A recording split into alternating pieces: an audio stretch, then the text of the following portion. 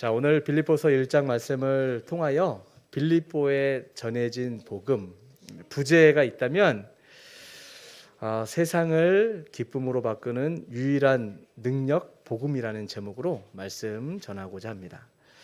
자, 빌립보 교회에 대해서 설명을 하려고 하니까 빌립보 교회가 어떤 교회인지를 좀 살펴보면서 말씀을 전할까 합니다. 여러분 혹시 한국 땅에 세워진 최초의 개신교회가 어떤 교회인지 아십니까? 1883년 5월 16일에 지금의 북한 지역입니다. 황해도 장현에 세워진 소래교회입니다. 우리 인천에도 지금 소래포구가 있죠. 소래가 있는데 같아요. 이름은 같은데 지역은 다릅니다. 자, 소래교회의 공식적인 소래교회는 우리 조선 땅에 개신교 제일 먼저 들어온 선교사가 장로교는 언더우드 선교사, 그리고 감리교 아시죠? 감리교는 아펜젤러 선교사인데 이 두 분은 친구였어요. 그래서 1885년도에 인천 제물포에 입항을 함으로써 개신교 첫 선교사가 조선 땅에 들어왔습니다. 그런데 그들 대부분의 한국 조선 땅에는 선교사들이 대부분 세운 교회인데 우리 유일하게 조선 땅에는 첫 번째 세워진 개신교 교회가 소래교회인데 선교사가 들어오기 전에 세워졌다라는 겁니다. 지금도 이 소래교회가 어느 정도 비슷하게 복원을 해서 우리 교단에 속해 있는 총신대학교 신학대학원이 양지에 있어요. 용인 양지에 있는데 복원된 교회가 있습니다. 혹시 사진 좀 띄워줄 수 있을까요? 자, 저 사진은 그때 당시에 소래교회라고 합니다. 그래서 저렇게 교회가 지어졌었는데 지금 총신대에는 이렇게 복원을 해서 저희들 같이 총신에서 공부한 목사님들은 저기 가서 기도도 하고 또 탐방을 할 수가 있습니다. 언젠가 우리 예수교회 성도들과 함께 시간 내서 저기 한번 가면 좋겠다 싶은 생각을 가지고 있습니다. 자, 소래교회는 누가 세웠는가 할 때 서상륜이라는 사람이 이 소래교회를 세우게 됩니다. 이 사람은 어떤 사람이었냐면 본래 만주와 조선을 오가면서 인삼장사를 하는 상인이었습니다. 근데 그가 30살이 되던 해에 1878년도 까마득한 과거죠. 그때에 만주에 인삼을 팔러 장사하러 갔다가 열병에 걸리게 됩니다. 죽을 위기에 처했는데 마침 그곳에서 선교사로 선교를 하고 있고 특별히 조선에 관심이 있었던 존 노스와 맥킨타이어라는 두 분의 선교사를 만나게 됩니다. 이 두 사람은 존 노스는 매형이고 맥킨타이어는 처남이에요. 그러니까 존 노스의 여동생과 맥킨타이어가 결혼을 한 이 상태이죠. 이 두 사람이 정말 믿음이 좋은 선교사였는데 이 서상륜의 입장에서는 참 은혜를 받을 사람들은 죽을 열병이 걸렸지만 이 선교사들을 소개를 받게 됩니다. 그래서 열병에 걸려 죽을 뻔했는데 이 선교사들의 이 도움으로 인해서 이들이 회복이 돼요. 서상륜이 회복이 되어 은혜를 받게 되죠. 마음이 활짝 열리다 보니까 세례를 받게 됩니다. 세례를 받고 난 이후 존 노스를 도와서 성경 번역을 하게 되는 일을 이 서상륜이라는 사람이 하게 됩니다. 그러던 끝에 1885년도 한 2년 정도 1778년도 이후에 이제 이 성경에 대해서 말씀을 점점 알고 지냈던 이 서상륜이라는 사람이 성경책을 가지고 기국하다가 걸려가지고 죽을 뻔한 일도 경험을 합니다. 그런데 결국은 이 존 노스가 배편으로 서상륜이 지금 머물고 있는 소래 지역에 성경책을 보냄으로 인해서 본격적으로 성경 6,000권이 들어왔다고 해요. 그 성경책을 가지고 서상륜이라는 사람이 소래 지역의 사람들에게 전도를 했겠죠.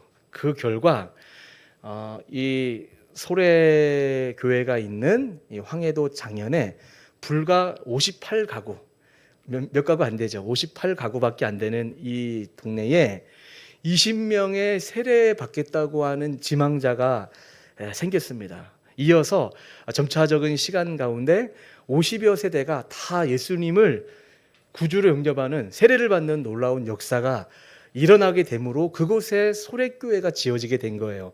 소래교회가 지어지고 2년 정도 지나서 한국에 이제 아펜젤러 또 언더우드 선교사가 인천 제물포에 들어오면서 개신교의 이 선교가 시작이 되었지만, 이 소래교회는 하여간 하나님의 역사하심과 하나님의 감동하심, 은혜를 받은 서상윤이라는 사람을 통하여 소래교회가 지어졌다라는 것을 가르쳐주고 있습니다. 우리 조선 땅의 두 번째로 오래된 자생적으로 생긴 교회는 어느 교회라고요? 백령도에 있는 중화동 교회란 말이에요. 그래서 그 언더우드 선교사님이 일대 당회장이라는 것 지난번에 말씀을 드렸습니다. 그렇게 하나님의 은혜 가운데 한국 교회가 이게 시작이 되었는데, 자, 제가 왜 이 말씀을 드렸냐면 빌립보 교회를 설명하기에는 정말 유사하고 우리에게 다 기억에 각인될 만한 좋은 소재라고 생각해서 소개를 드렸습니다. 자, 빌립보 교회를 제가 좀 소개를 하려고 하는데, 빌립보 교회는 어떤 사람에게 소개가 되어 어떻게 이제 세워지게 되었는가 할 때, 이 빌립보 교회는 유럽의 최초의 교회예요. 조선의 최초의 교회는 소래교회였다면 유럽의 최초의 교회는 빌립보 교회입니다. 이제 차차 우리가 살펴보겠지만 빌립보 지역에 루디아라고 하는 자주 장사, 옷감 같은 거 장사하는 한 여인이 있었는데, 그 여인을 이제 사도 바울이라는 사람을 보내서 만나게 되므로 빌립보에서 첫 구원을 받게 되는, 은혜를 받게 되는 루디아라는 사람을 통하여 빌립보 교회가 세워지게 된다는 거예요. 자, 이제 빌립보 교회가 어떻게 세워졌는지를 보자면 1차, 2차, 3차 전도 여행이 사도행전에 기록되어 있는데 AD 51년경, 그러니까 예수님이 이제 죽으시고 부활 승천하신 이후에 한 20여 년 정도 지나서 2차 전도 여행을 사도 바울이 이제 하게 됩니다. 1차 전도 여행은 예루살렘 중심으로 그 근방을 하고 이제 소아시아 지역을 했다면, 2차 전도 여행은 본격적으로 유럽 쪽으로 하나님께서 사도행전을 보게 되면 16장부터 등장을 하게 되죠. 하나님이 이제 바울이라고 하는 마치 존 로스나 맥킨타이어와 같은 선교사, 주님의 종을 이 유럽으로 이제 보내시는데, 이 사도 바울이라는 사람이 이제 유럽의 첫 성되는 마게도니아로 이동하게 되는 장면을 사도행전에 기록을 하고 있습니다. 자, 사도행전 16장 6절부터 8절 한번 띄워주시겠어요? 같이 한번 읽을까요? 시작.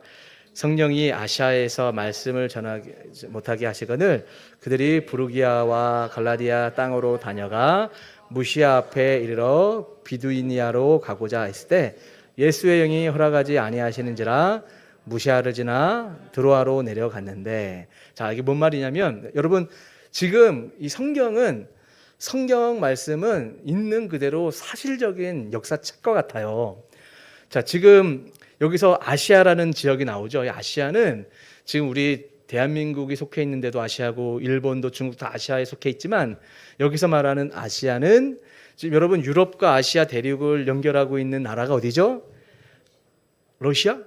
러시아가 아니고 유럽과 아시아를 연결하는 이 나라는 지금 튀르키예, 옛날에 터키라는 지역이에요.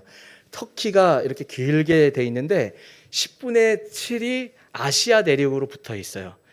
그리고 10분의 3 정도가 유럽 대륙으로 붙어 있습니다. 이스탄불이라고 가보셨죠? 이스탄불이 바로 그렇단 말이에요. 이스탄불이 그 도시가, 터키는 대부분 다 아시아에 붙었는데 이스탄불이 껴서 10분의 3이 유럽으로 붙어 있어요. 그래 축구도 유럽으로 나가죠. 근데 이스탄불이 그러합니다. 근데 거기에 그 아시아, 지금 말하는 성경에서 말하는 아시아는 아시아 대륙을 말하는데, 사도 바울은 예루살렘 위에는 지금의 레바논, 그리고 시리아, 그 다음에 튀르키예, 터키 지역으로 연결이 돼 있단 말이에요.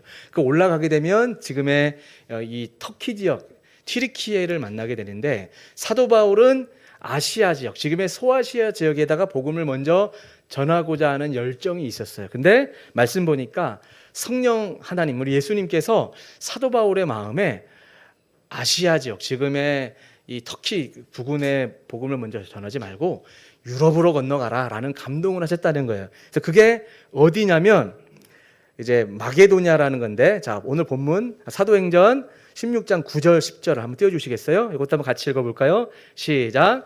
밤에 환상이 바울에게 보이니 마게도냐 사람 하나가 가서 그에게 청하여 이르되 마게도냐로 건너와서 우리를 도우라 하거늘 바울이 그 환상을 보았을 때 우리가 곧 마게도냐로 떠나기를 힘쓰니 이는 하나님이 저 사람들에게 복음을 전하라고 우리를 부르신 줄로 인정함이러라. 아멘. 야, 지금도 우리 마게도냐라는 도시 나라가 있죠. 마게도니아라고 있단 말이에요. 지금의 그리스 지역입니다. 근데 그 지역에서 하나님의 종이죠. 이제 하나님께서 뭔가 환상을 보여주면서 유럽으로 마게도냐 쪽으로 와서 복음을 전하라. 지금의 유럽의 첫 관문인 거예요. 그래서 성령 하나님께서 사도 바울에게 환상을 보여주시면서 이쪽으로 건너오라고 하는 그 감동을 받았을 때 이 사도 바울은 그 성령에 순종하여 마게도냐로 건너갔다라는 겁니다. 자, 그러면 지금 우리는 빌립보 교회를 살펴보고 있는데 오늘 설교 제목이 빌립보 교회에 전해진 복음이죠. 이게 복음의 핵심이 무엇일까? 굉장히 중요해요. 빌립보 지역의 복음이 전해지는 과정 가운데 하나님이 중요한 메시지를 담고 있어요.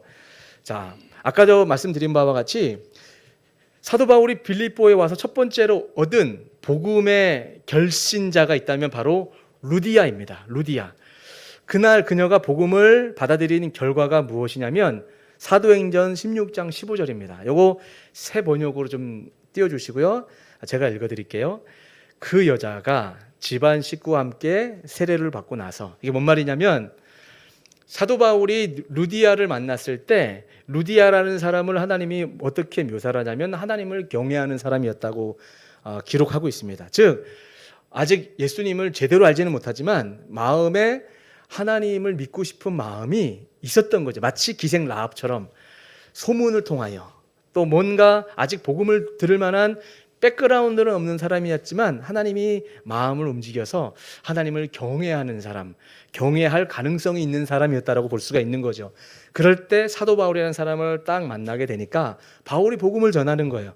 복음을 전하자마자 바로 기다렸다는 듯이 복음을 영접하고 온 집안 식구들에게 다 같이 세례를 받게 했다라는 아주 중요한 특징이 드러나는 것을 볼 수가 있어요.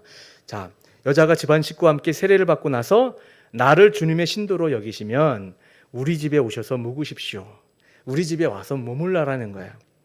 그리고 간청을 합니다. 그리고 우리를 강건해서 자기 집으로 데리고 갔다라고 복음에 감동된 루디아라고 하는 사람의 특징이 자신 한 사람만 구원받는 데서 끝나는 것이 아니고 집안 식구들에게 동일하게 복음을 전해서 같이 세례를 받게 되었다. 그리고 우리 집에 오셔서 머무세요라고 하는 이 환대, 초청하는 코이노니아를 볼 수가 있습니다. 코이노니아 한번 띄워주세요, 인지자매님. 코이노니아, 빌립보서의 아주 핵심적인 키워드 중에 하나가 코이노니아입니다. 교제, 공동참여, 동역, 함께 몫을 갖는다. 이 빌립보 교회가 가지고 있는 특징 중에 한 부분입니다. 자, 이렇게 이 루디아의 집에 코이노니아가 하나님의 은혜로 말미암아 시작이 된 거죠. 여러분 중에 내가 지금 하나님의 은혜로 예수님을 알게 되고 구원을 받은 사람이 되었다면 시간 차는 있을 수 있지만 여러분이 씨앗이 돼서 다 구원의 역사가 일어나게 된다는 것을 여러분이 기대하고 믿었으면 좋겠습니다. 물론 나 한 사람이 믿었다고 자연스럽게 가족들이 자동적으로 믿어지는 것은 아니에요. 그러나 내가 은혜를 받고 그 복음에 대한 그 가치를 깨닫게 되면 가만히 있을 수가 없는 거죠. 그러니까 루디아도 집안 식구들에게 야, 세례 받자. 우리 가족이 구원받고 복되게 살아갈 수 있는 길은 예수님밖에 없어라는 복음을 자연스럽게 전하게 된 것입니다. 그리고 사도행전 16장을 보게 되면 빌립보 지역을 설명할 때 또 하나의 이 스토리 하나를 성경이 기록을 하고 있는데 또 한 사람을 만나게 돼요. 사도 바울과 실라가 누구를 만나냐면 빌립보 지역에 귀신 들려 점치던 사람 한 여인이 있습니다. 그러니까 지금 말하면 무당이에요, 무당. 그죠? 무속인이란 말이죠. 여러분, 지금도 무당이 존재하고 어떤 능력을 행할까요? 행하지 않을까요? 능력을 행합니다. 무당도 영적인 존재여가지고, 그러니까 우리가 무슨 여러 가지 공포영에 나오는 그런 귀신의 이미지로 생각하지 말고, 그런 것도 하나의 작은 이미지가 될 수 있지만 귀신은 영적인 존재로 존재해요. 사탄의 쫄개처럼 공중권세 어두움에 붙잡혀서 쫄개 역할을 하는 귀신들이 존재한단 말이죠. 근데 이 존재들의 특징은 다른 사람들의 앞날을 어느 정도 예견을 해줘요. 뭔가 좀 그럴듯하게 길을 보여주는 듯 하죠. 근데 제가 여러분 한 반년 전, 1년 전쯤에 설교할 때도 그 말씀했는데 기억나십니까? 귀신 들린 무속인들의 특징은 다른 사람들도 그럴듯하게 가르쳐주고 길을 인도하는 것 같지만 결국은 자기도 비참해지고 그 사람들도 막판에는 정말 초라하고 비참한 상태로 항상 놓이게 돼 있어요. 그래서 무속인을 쫓아가는 사람들 조심하셔야 돼요.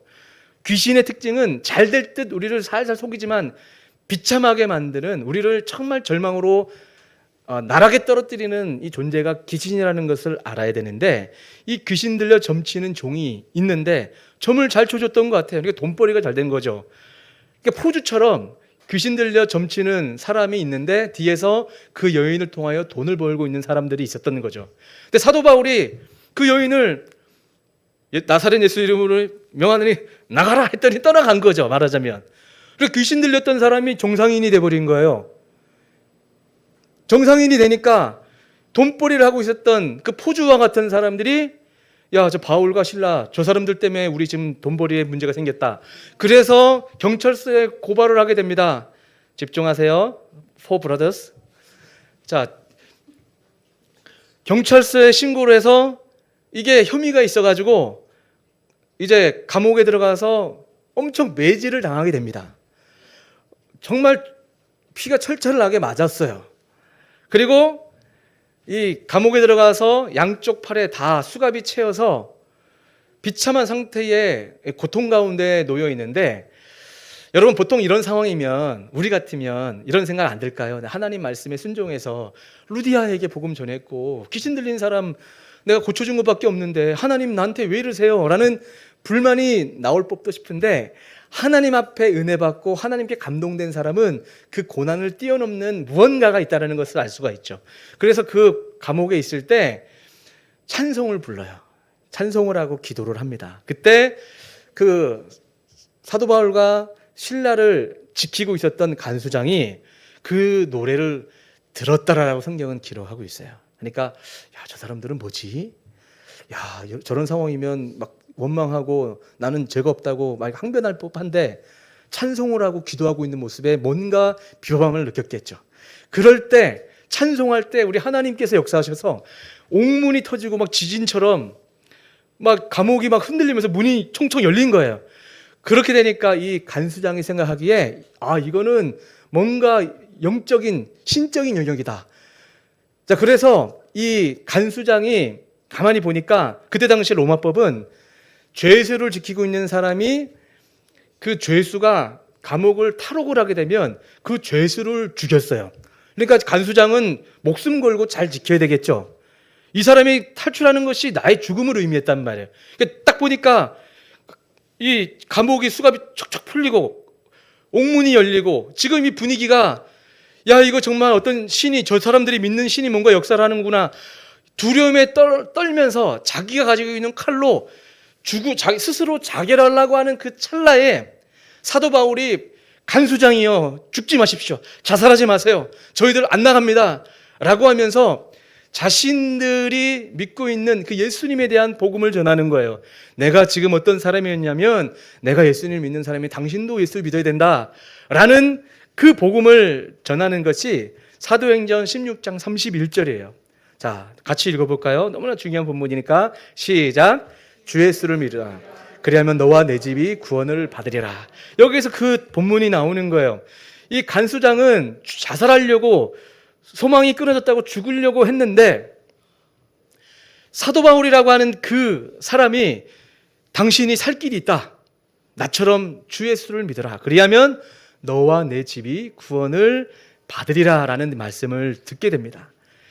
루디아에게도 놀라운 일이 일어났고 이 간수장에게도 놀라운 일이 일어났고 서상륜이라고 하는 소래교회를 세운 그 사람에게도 열병 걸리면 재수없이 죽을 병처럼 걸린 상황이란 말이죠. 그런데 그 아픔과 고통 같은 상황이 도리어 서상륜이 소래교회를 세우게 되는 주님의 종이 되기도 하고 지금 루디아가 되기도 하고 간수장이 되는 것을 볼 수가 있습니다. 은혜를 받고 하나님의 일이 시작이 되는 사람들에게는 특징이 하나 나타나는데 이게 어떤 인간의 설득 정도 수준이 아니라는 거예요. 은혜를 받으면 하나님의 복음이 역사를 하면 내가 예수님 믿어야겠다. 믿지 말라고 해도 너 믿으면 죽여 해도 너 교회 나가면 너 혼나 해도 교회 나가는 것이 묘한 재미가 있고 기쁨이 있고 예수 믿는 게 행복하다라는 그 기쁨이 스물스물 올라온다는 거죠. 그 기쁨이 지금 말했던 이 세 사람에게는 하나같이 연결되고 있는 것을 볼 수가 있습니다. 이 복음은 그런 의미에서 은혜로 나에게로부터 시작되지만 이 복음은 우리 집을 구원하고 동네를 구원하고 마침내 온 나라와 세계를 변화시키는 소식이라는 것을 우리에게 가르쳐주고 있습니다. 빌립보는 지금 여러분 유럽이란 나라 지역 이 대륙이 얼마나 대단합니까? 근데 이 복음이 어디서부터 시작됐다고요? 빌립보부터 시작됐다고요. 유럽의 첫 성이에요. 그러니까 빌립보 교회는 사도 바울에게는 특별한 감동이 있는 교회이고 사도 바울 입장에서는 빌립보 성도들이 얼마나 자신들에게 감동이 되고 은혜가 되고 정말 사랑이 뚝뚝 떨어지는 교회가 됐는지 빌립보서 1장부터 4장까지 하나하나 살펴보면 바울의 그 감정이 그 애정이 철철 넘쳐납니다. 오늘 저는 우리 빌립보 이 말씀을 보면서 우리 수련회를 가서 하루하루 은혜 받고 우리가 코이노니아 빌립보 교회가 저렇게 하나가 되고 저렇게 복된 교회가 될 수 있었던 이유를 배워서 우리 교회가 그런 교회가 되는데 열심히 우리 적용하고 배우는 시간이 되었으면 좋겠다라는 생각을 가지고 있습니다. 자, 다시 한번 빌립보 교회는 첫 번째로 복음이 들어가니까 가족 복음화와 함께 주변이 함께 복된 지역이 된다라고 하는 복음의 능력에 대해서 우리가 배웠습니다. 자, 그러면 이 빌립보 교회의 특징에 대해서 좀 더 설명을 좀 드리고자 해요. 자, 빌립보 서가 쓰여졌던 이 시기는 AD 61년경으로 봅니다. 그러니까 이 빌립보 사람들 주님을 만난 이후에 10년 정도 지나서 AD 61년경에 사도 바울이 주님을 전하고 복음을 전하다가 로마 감옥에 갇혀 있는 상태입니다. 그때 옥중 서신으로 쓴 편지가 빌립보서란 말이에요. 그러면서 이 빌립보서 학자에 의하면 아마 이 시기 이후에 머지 않아서 아마 참수형을 당했을 것으로 학자들은 봐요. 디모데 후서로 보는 사람도 있고 어떤 사람은 빌립보라고도 얘기를 하는데 어쨌든 그것이 꼭 중요한 건 아니지만 사도 바울이 감옥에 있으면서 옥중서신을 써 보낼 때쯤은 사도 바울의 인생이 달려갈 길이 거의 막바지에 이른 상황으로 보여집니다. 근데 이 사도 바울이 빌립보 교회 성도들을 생각할 때 자신이 어떤 마음으로 항상 생각을 했는가 할 때 오늘 본문 1장 3절 4절에 사도 바울의 마음이 드러납니다. 이거 한번 읽어볼까요? 시작.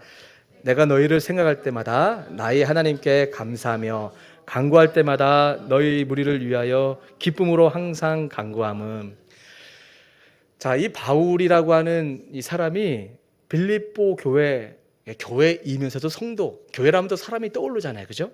예송교회 하면 뭐 그냥 이 건물이 떠오른다기보다 이 예송교회 성도들이 떠오르잖아요, 그렇죠?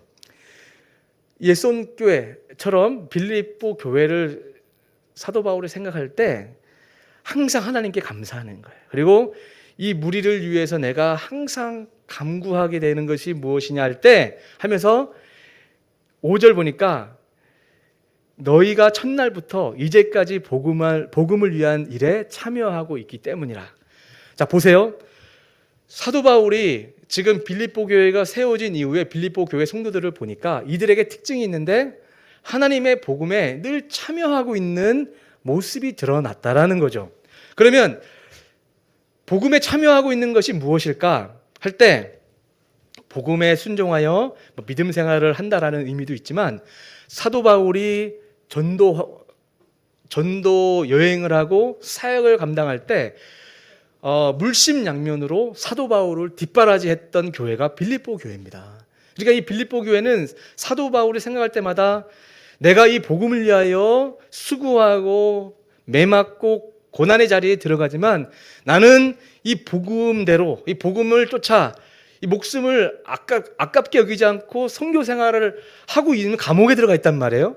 근데 그 감옥에 들어가 있는 모습을 빌립보 교회 성도들은 부끄러워하지 않았다는 거예요.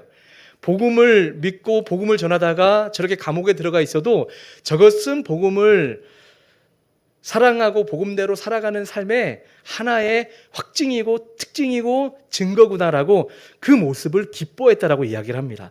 이거를 사도 바울은 너희가 처음부터 복음에 참여하고 있다라고 말씀을 하고 있습니다.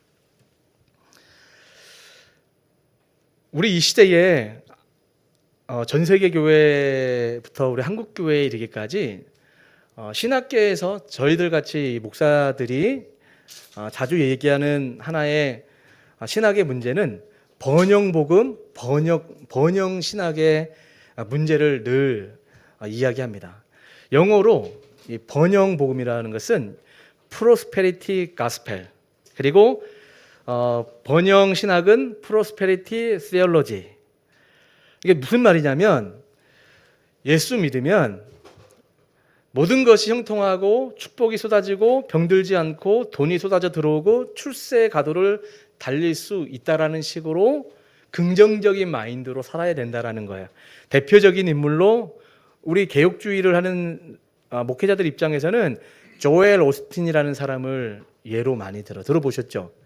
긍정적인 52가지의 이런 책들이 막 있어요. 긍정의 신학, 긍정의 복음. 얼핏 보면 굉장히 저도 굉장히 그 책을 읽을 때 가슴 뛰었어요. 그래, 긍정적으로 생각하자. 우울하게 생각하지 말자. 어떤 의미에서는 참 도움이 되는 것 같아요. 그런데 성경은 사실 그런 걸 가르쳐 주진 않거든요. 나의 어떤 멘탈 관리를 위해서 어떤 순간에 긍정적인 마음을 갖게 하는 데는 도움이 될 수 있어요. 그런데 성경은 우리를 프로스페리티 시올로지를 가르치지 않습니다. 복음을 전하고 믿음대로 살다 보면 우리 늘 믿음에 이르게 한다는 우리 히브리서 11장 살펴본 바와 같이 하나님을 쫓아보면 번영한 듯한 상황 가운데 놓일 수도 있어요. 또 어떨 때는 믿음대로 하나님을 섬기다 보면 누구보다도 고난의 자리로 들어갈 수도 있어요.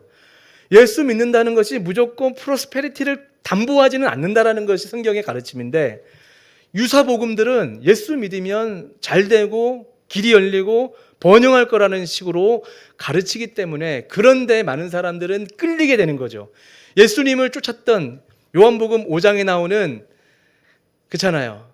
오병이어 기적을 보고 예수님을 쫓았던 대부분의 사람들은 저 예수님을 쫓기만 하면 이 사람을 왕만 삼으면 우리 먹고 사는 문제 해결되겠다라고 가는 곳마다 쫓아다니죠. 근데 나중에 예수님이 십자가의 복음을 얘기한단 말이에요. 그럴 때 야, 십자가의 복음은 어렵네. 야, 이렇게 불편하게 신앙생활을 해야 된다고 하면서 대부분의 그 무리들은 다 떠나게 되고 12 제자만 남게 되죠.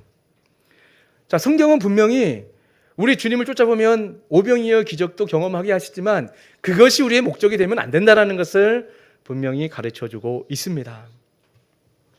자, 저는 그런 의미에서 사도 바울이 말하고 있는 오늘 이 복음은 환경이 우리의 기쁨을 결정하는 것이 아니라 복음이 우리의 기쁨을 결정한다라는 것을 가르쳐주고 있습니다. 사도 바울은 우리가 이제 차차히 살펴보겠지만 빌립보서 4장 4절을 보게 되면 주 안에서 항상 기뻐하라. 내가 다시 말하노니 기뻐하라. 이렇게 말씀을 합니다.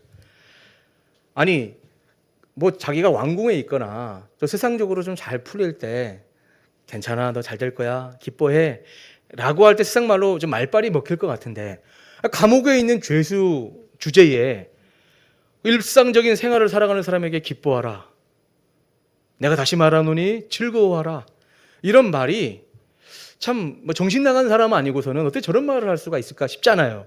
근데 사도 바울은 이게 어떤 하는 척이 아니라 진짜 자신이 기쁨 가운데 빌립보 교회 성도들에게 내가 다시 말하노니 주 안에서 기뻐하라. 그리고 빌립보서 3장에 보면 나를 본받으라 이런 말을 한다니까요. 감옥에 있는 상태에 놓여 있으면서도 복음에 눈 떴고 복음으로 그리스도 안에서 발견받은 사람이 되니까, 표대를 향해서 달려가고 있는 사람이 되다 보니까, 그게 너무나 명확하다 보니까 너희도 나와 같은 사람이 되라. 착한 일을 시작한 하나님의 은혜를 쫓아 끝까지 복음에 참여한 자가 되라 라고 말씀을 하고 있습니다. 저는 오늘 이 본문 빌립보서 1장 5절부터 11절을 여러 번 봤어요. 여러 번 보면서 진짜 가슴이 뛰도록 은혜가 되더라고요. 자, 보세요. 5절 보면 너희가 첫날부터 이제까지 복음을 위한 일에 참여하고 있기 때문이라. 사도 바울은 빌립보 교회 성도들을 보면서 기뻐하는 이유가 이들이 끊임없이 복음에 참여하고 있네, 이것을 기뻐하고 있어요. 그리고 너희 안에 착한 일을 시작하시니, 여기 착한 일은 십자가의 복음의 일을 말하는 거예요. 그러니까 하나님의 그 은혜의 일을 시작하신 이는 그리스도 예수의 날까지 이루실 줄을 우리가 확신한다. 그러면서 바울의 진심이 드러나는데, 내가 너희 무리를 위하여 이와 같이 생각하는 것이 마땅하니 이는 너희가 내 마음에 있음이며. 자, 너희가 내 마음에 있는데 나의 매임과 감옥에 있음과 복음을 변명함과, 이거는 복음을 세상 사람들에게 설명하며 확증시킨다는 의미인 거예요. 확정함에 너희가 다 나와 함께 은혜에 참여한 자가 됨이라.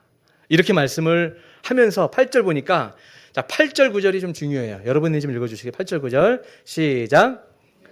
예수 그리스도의 심장으로 너희 무리를 얼마나 사모하는지 하나님이 내 증인이시라. 내가 기도하노라 너희 사랑을 지식과 모든 총명으로 점점 더 풍성하게 하라. 10절에 너희가 지극히 선한 것을 분별하며 또 진실하여 허물 없이 그리스도의 날까지 이르고 예수 그리스도로 말미암아 의의 열매가 가득하여 하나님의 영광과 찬송이 되기를 원하노라. 이렇게 말씀합니다. 자, 사도 바울이 빌립보 성도들을 생각할 때 감옥에 있으면서 지금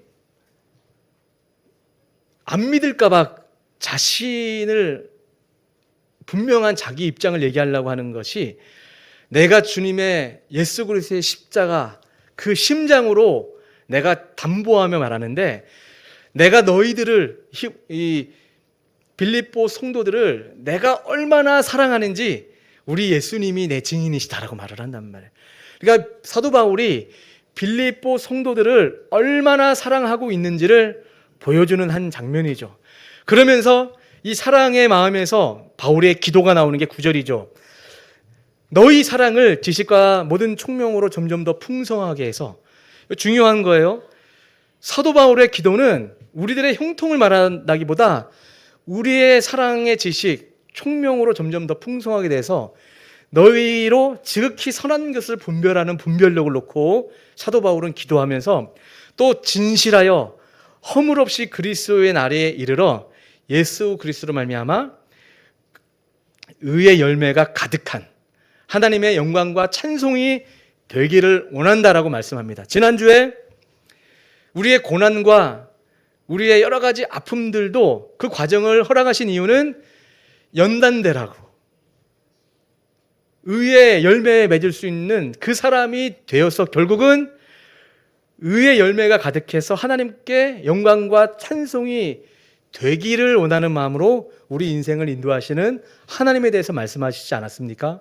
여기서 빌립보 성도들에게도 동일하게 주님의 마음이 그렇게 전달이 되고 있는 겁니다. 자, 그러면 여기서 무엇을 말씀을 드릴까 싶냐면, 여러분, 하나님은 하나님을 믿고 하나님께 헌신하는 그에게는 합당한 상급이 있다라는 것을 가르쳐주고 있습니다. 이게 뭐냐? 자, 보세요.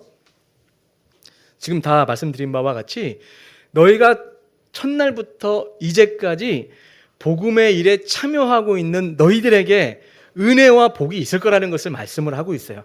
그것을 어떻게 확인할 수가 있냐면 빌립보서 4장 19절입니다. 빌립보서 4장 19절, 여기 세 번역으로 되어 있는데 같이 읽어볼까요? 시작. 나의 하나님께서 자기의 풍성하심을 따라 그리스도 예수 안에 있는 영광으로 여러분에게 필요한 것을 모두 채워주실 것입니다. 이렇게 말씀합니다. 우리 하나님은 풍성하신 분이세요. 풍성하신 하나님이 영적인 분별력을 가지고 하나님 안에서 구하는 그 모든 것들을 하나님께서 모두 채워주실 것입니다 라고 말씀하고 있어요. 빌립보 성도들에게 하나님의 마음이 드러나는 거죠. 내가 너희들 복음에 헌신하고 참여하고 있는 거 잘한다. 너희들 이 복음 때문에 희생하고 고난당한 것도 잘한다. 그런데 내가 다 기억하고 있다.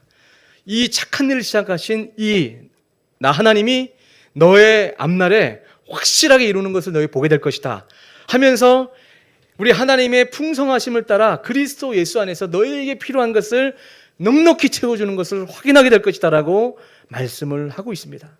여러분 축복합니다. 하나님께서 마치 루디아를 만나주신 것처럼, 서상윤을 만나주신 것처럼, 간수장을 만나주신 것처럼 여러분의 상황과 환경 가운데 은혜를 채워주심을 믿습니다. 그걸 믿을 수 있기를 바라요. 자, 여러분 살아가던 순간에 서상윤처럼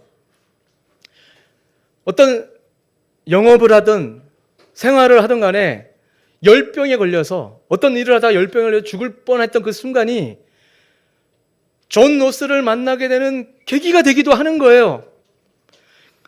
여러분, 내가 간수장이 돼서 어떤 사람을 열심히 잘 지키고 있는데 이 간수장이 지금 풀려나갈 상황처럼 재수 없고 저주 같은 상황처럼 보여서 우리가 원망스러운 마음이 설령 들어도 낙심하지 마세요.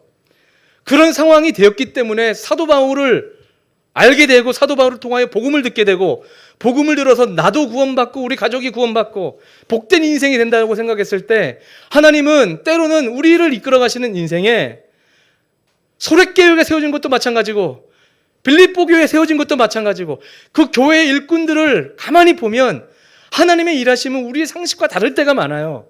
여러분에게 찾아오는 시험들, 아픈 문제들이 내가 하나님을 깊이 만날 수 있는 계기가 될 수 있다고 우리가 믿는다면 쉽게 낙심하지 말자라는 거예요. 빌립보 교회 성도들은 그렇게 시작되어서 코이노니아 연결됩니다. 천국 백성을 우리 가까워지자, 서로 사랑하자. 우리가 어떤 백성이길래 아무것도 염려하지 말고 모든 일에 기도와 감사함으로 예수님께 아뢰라는 거예요. 그런 모든 지각에 떼어나신 평강이, 예수님의 평강이 너희 생각과 마음을 지켜주시면 열병이 찾아와도, 간수장이 되어서 고난이 찾아와도, 예수 믿다가 두드려 맞는 상황 가운데 우리가 몰려가도 그 모든 과정을 통하여 하나님께서 어떻게 역사하시는지를 보게 된다라는 겁니다. 믿습니까? 하나님은 성실한 분이시고 여러분의 인생에 이미 착한 일이 시작된 줄 믿습니다. 그 믿음을 가지고 당당하고 자신 있게 살았으면 좋겠어요. 결론적으로 저는 허드슨 테일러를 소개하면서 마칠까 합니다. 허드슨 테일러는 1832년도에 태어나서 1905년도에 소천한 위대한 선교사입니다. 중국 선교사인데 특별히 1865년도에 중국 내지 선교회라는 데를 설립해서 주의 복음을 위하여 수고하고 죽어간 사람입니다. 그때 당시에 많은 선교사들이 영국 선교사인데 중국이 얼마나 큰 나라입니까? 근데 대부분의 사람들이 다 어디에 선교 기지를 정했냐면 다 바다 도시에 그 선교 기지를 짓고 뭐 상하이든 뭐 만주든 이렇게 그런 곳에 머물렀던 선교사가 대부분이었는데 이 허드슨 테일러는 중국 내륙으로 들어가야 되겠다. 이곳이야말로 진정한 복음의 불모지다라고 해서 중국 사람처럼 이제 머리도 자르고 머리도 묶을 때도 있고 중국 옷차림을 입고 평생을 살았다고 합니다. 그렇게 살아갈 때 이 허드슨 테일러가 정말 성경 말씀과 같이 아주 중요한 한 워딩을 남겼어요. 이게 뭐냐면 절대적인 믿음, 선교, 사역을 말하겠죠. 뭐라고 말했냐면, 자 거기 보면 이 퀘스천 마크 돼 있죠. 하나님의 방법으로. 요거 한번 읽어보겠습니다. 같이 시작. 하나님의 방법으로 하는 하나님의 일은 결코 하나님의 공급하심이 부족하지 않다. 그 믿음을 가지고 사역을 하고 믿음의 길을 걸었더니 하나님이 하나님의 일을 하면은 결코 부족함이 없는 풍성함을 경험했다라는 거예요. 저는 이 말씀, 이 모습을 보면서 도전이 됩니다. 내가 너무 인간적인 방법으로 이 사역을 감당하려는 건 아닌가라는 생각도 들면서 사역뿐만 그렇겠습니까? 여러분의 일생에도 여러분의 살아가는 삶의 순간 가운데 우리 인생의 주인은 하나님이시고 우리 인생에 우연스럽게 만나게 되는 그 만남의 복을 통하여 하나님의 일이 시작되고 있어요. 믿으시죠? 착한 일을 시작하시는 하나님은 서상윤이 존 노스를 만났듯 루디아가 바울을 만났듯 간수장이 재수없는 것 같았지만 사도 바울을 만나게 되었듯 지금도 착한 계획을 가지고 우리 일상의 상황 가운데 하나님은 찾아오고 계십니다. 찾아오신 주님 앞에 믿음을 다하여 반응하면 하나님께서 우리 인생을 통하여 놀라운 성령의 역사, 은혜의 역사 이루어 가심을 믿습니다. 그 믿음으로 승리할 수 있기를 주님의 이름으로 축복합니다.